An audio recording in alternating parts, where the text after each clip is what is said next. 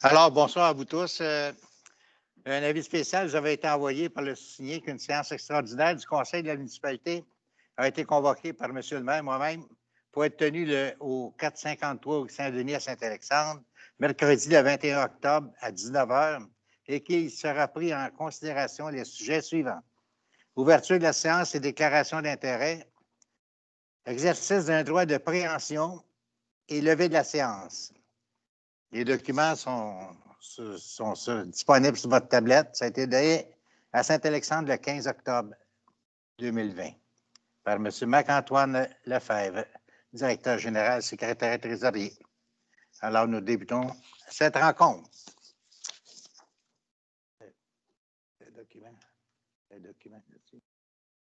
Le document pour...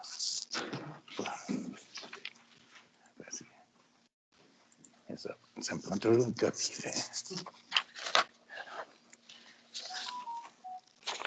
Alors, je vous lis le considérant concernant le règlement, qu'un tel règlement a obtenu l'approbation des personnes habiles à voter et du ministère des Affaires municipales de l'Habitation et que le règlement sera maintenant en vigueur lorsqu'il sera proposé.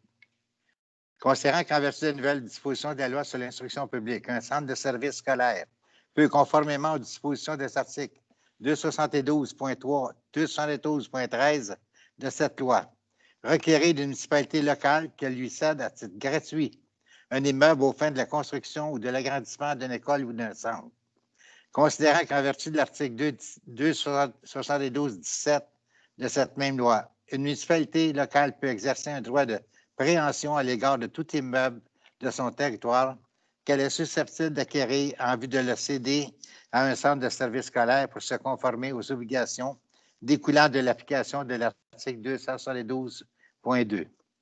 Considérant que le centre de services scolaire des Hautes-Rivières a déjà indiqué qu'elle a besoin d'espace pour répondre à la clientèle scolaire sur le territoire de la municipalité, considérant que la municipalité a identifié le lot numéro 4.391472, situé à côté de l'école primaire, comme étant un immeuble susceptible d'être acquis et cédé au centre de services scolaires des Hautes-Rivières afin de répondre à leurs besoins d'espace. Considérant que la municipalité a, par sa résolution numéro 20-07-154, décrété qu'un avis d'assujettissement au droit de préemption soit inscrit au registre foncier conformément aux dispositions de la loi sur l'instruction publique à l'égard de cet immeuble.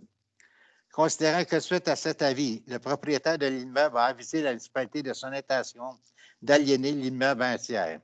Considérant le courriel transmis à la municipalité le 12 août 2020 par le propriétaire auquel étaient joints les documents faisant état des conditions de la vente, considérant que la municipalité doit exercer son droit de préemption dans un délai de 90 jours suivant la notification de l'avis d'intention d'aliéner, considérant que la municipalité, par sa résolution numéro 20-08-198, en date du 19 août 2020, a manifesté son intérêt à se prévaloir du droit de préemption afin de se porter acquéreur de cet immeuble. Considérant que la municipalité devait notamment s'assurer qu'elle dispose des fonds nécessaires à cette acquisition et qu'elle devait, à cette fin, procéder par le règlement d'emprunt. Considérant qu'un tel règlement a obtenu l'approbation des personnes habiles à voter et du ministère des Affaires municipales de l'Habitation et que le règlement est maintenant en vigueur. Il serait proposé et appuyé et résolu que le préambule fasse partie intégrante de la présente résolution, que la municipalité se prévale de son droit de préemption à l'égard du lot 4 391 472 du cadastre du Québec, ici au 497 au Saint-Denis à Saint-Alexandre, suite à l'avis d'intention d'aliéner l'immeuble transmis par le propriétaire le 12 août 2020.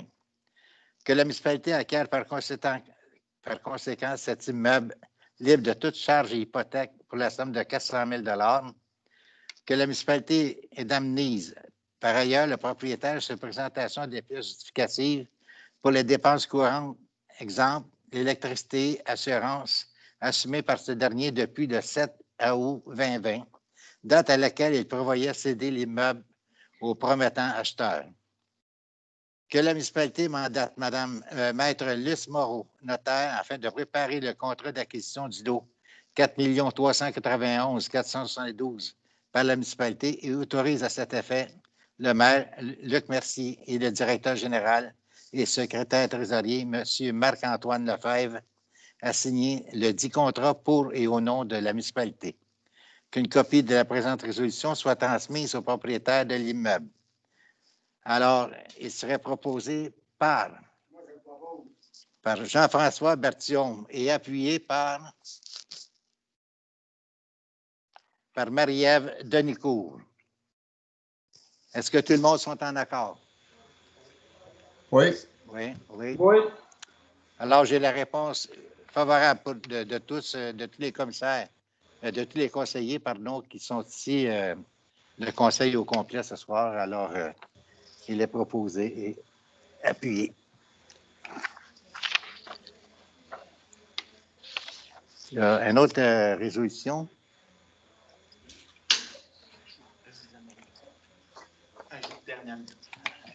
Ça a été ajouté à la dernière minute, mais vu qu'on est, tous les conseillers sont présents, c'est la nomination d'un représentant autorisé auprès de Revenu Québec. Un projet de résolution considérant la nomination de Marc-Antoine Lefebvre à titre de directeur général et secrétaire trésorier de la municipalité de Saint-Alexandre, tel que stipulé à la résolution 2009-221, considérant que la municipalité de Saint-Alexandre doit désigner un représentant autorisé auprès du Revenu Québec, considérant que le directeur général et secrétaire trésorier ont besoin d'un accès Clic Sécure en ligne. En conséquence, il est proposé et appuyé et résolu de désigner Marc-Antoine Lefebvre, directeur général, secrétaire trésorier, comme représentant autorisé de la municipalité de Saint-Alexandre auprès de Revenu Québec. Que M. Marc-Antoine Lefebvre, directeur général, secrétaire trésorier, soit autorisé à signer au nom de la municipalité de Saint-Alexandre les documents requis pour l'inscription à Clic Sécure et généralement à faire tout ce qu'il jugera utile et nécessaire à cette fin. Que le ministre du Revenu soit autorisé à communiquer aux représentants les renseignements dont il dispose et qui sont nécessaires à l'inscription à Clic Sécure. Alors, j'accepterai une résolution pour cette nomination du représentant auprès du Revenu Québec. Qui a fait proposé par Yves. Je vais l'appuyer. Appuyé par Bernard. Est-ce que tout le monde sont en accord? Oui. Oui.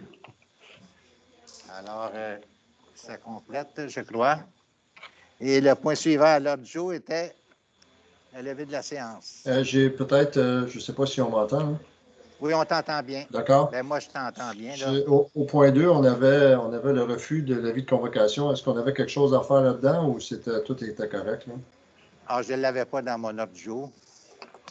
Le refus de l'ordre de l'avis de convocation, ça l'apprend. Oui. Alors, j'accepterai une résolution pour le refus de... Je ne sais pas s'il faut une résolution, s'il faut que tout oui, le monde oui, c'est ce qu'on m'a informé. Je l'avais reçu à temps. C'est ça. OK. Proposé par Jean-François Berthiaume. Tout le monde sont en accord? Oui. Oui.